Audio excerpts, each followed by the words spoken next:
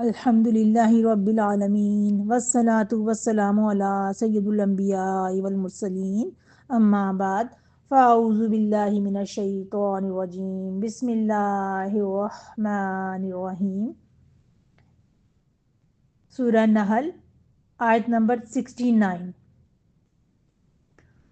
ثم کلی من کل الثمرات فاسلکی سبل ربک ذللا یخرج من بطونها شراب مختلف الوانه فیہ شفاء للناس ان فی ذلک لآیۃ لقوم یتفکرون۔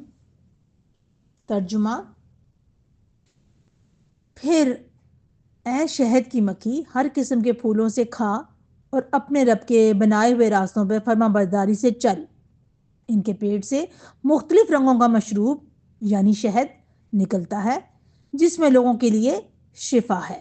یقیناً اس میں غور و فکر کرنے والوں کے لیے بڑی نشانی ہے۔ آج ہم سورۃ نحل کی اس عظیم آیت کا درس سننے والے ہیں جس میں اللہ نے ایک ننھی سی مکھی کے ذریعے اپنی قدرت، حکمت، نظام اور انسانیت کے لیے رہنمائی بیان کی ہے۔ یہ آیت ہمیں عمل، نظم و ضبط، شفا، رزق اور غور و فکر کے عظیم اصول دیتی ہے۔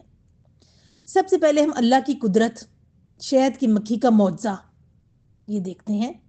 اللہ سبحانہ تعالیٰ فرماتا ہے شہد کی مکھی کو اپنے رب کے راستوں پر چل، یعنی اللہ کے مقرر کردہ راستے میں برکت ہوتی ہے۔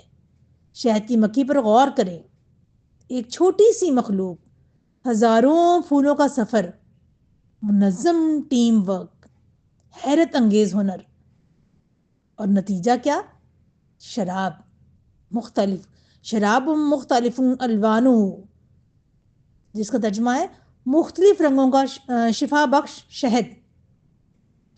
اللہ انسان کو بتا رہا ہے اگر تم بھی میرے راستے پہ چلو گے نظم کے ساتھ، محنت کے ساتھ، اخلاص کے ساتھ، تو تمہارا نتیجہ بھی شہد جیسا میٹھا ہوگا۔ پھر ہم دیکھتے ہیں شہد میں شفا، یہ قرآن کا وعدہ ہے۔ حدیث صحیح بخاری میں رسول اللہ صلی اللہ علیہ وسلم نے فرمایا شفا 3 چیزوں میں ہے اور ان میں سے شہد بھی ہے۔ اور رسول اللہ صلی اللہ علیہ وسلم نے حضرت سہل بن سعد رضی اللہ تعالی عنہ کی روایت کے مطابق فرمایا جس نے ہر مہینے 3 دن صبح بسم اللہ کے ساتھ شہد کھایا اسے بڑا مرض نہیں آئے گا۔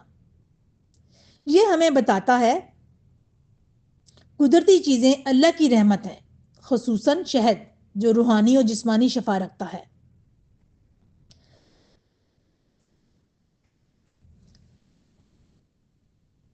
ایک دفعہ نبی صلی اللہ علیہ وسلم کا واقعہ ہے کہ ایک دفعہ ایک شخص نے شکایت کی کہ میرے بھائی کے پیٹ میں مرض ہے۔ نبی صلی اللہ علیہ وسلم نے فرمایا اسے شہد پلاؤ۔ اس نے پلایا، بہتری نہ ہوئی، دوبارہ آیا۔ آپ صلی اللہ علیہ وسلم نے پھر فرمایا شہد پلاؤ۔ اللہ سچا ہے، اس کے بھائی کا پیٹ جھوٹا ہے۔ جتنی بار پلایا آخر کار صحت یاب ہو گیا۔ اس سے ہمیں کیا سبق ملتا ہے؟ حقیقی شفا اللہ کے حکم میں ہے۔ انسان کا یقین کمزور ہوتا ہے، دوا میں نہیں اثر ہوتا۔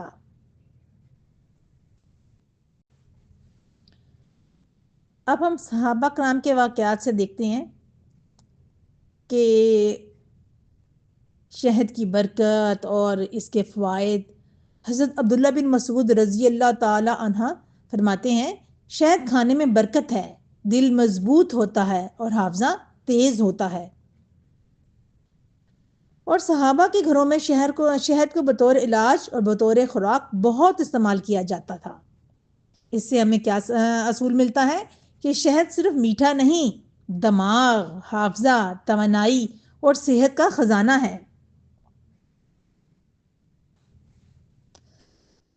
ہمیں اس آیت سے کیا سبق مل رہا ہے؟ ہمیں اس آیت سے یہ سبق مل رہا ہے کہ مکھی کی طرح بنو، مکھی کی عادتیں اپناؤ، اللہ نے شہد کی مکھی کی مثال دے کر ہمیں اعلیٰ اصول سکھائے ہیں۔ نمبر 1، مکھی محنت کرتی ہے۔ کیا اصول نکلا؟ زندگی میں محنت کے بغیر شہد نہیں بنتا۔ نمبر 2، مکھی مل کر کام کرتی ہے۔ اصول کیا نکلا؟ ٹیم ورک، اتحاد اور تنظیم کامیابی کی بنیاد ہے۔ نمبر 3، مکھی گندگی سے بچتی ہے۔ لیسن کیا ملا ہمیں اس سے؟ کیا اصول نکلا؟ پاکیزہ ماحول، پاکیزہ رزق اور پاکیزہ صحبت اختیار کرو۔ نمبر 4، مکھی دوسروں کو فائدہ دیتی ہے۔ اصول کیا نکلا؟ مومن وہ ہے جس سے دوسروں کو فائدہ پہنچے، نقصان نہ ہو۔ نمبر 5، مکھی نقصان نہیں کرتی، صرف دیتی ہے۔ تو ہمیں اس سے کیا اصول ملا؟ مومن کا کام بھی فائدہ پہنچانا ہے، خیر بانٹنا اور دوسروں کی زندگی کو آسان بنانا ہے۔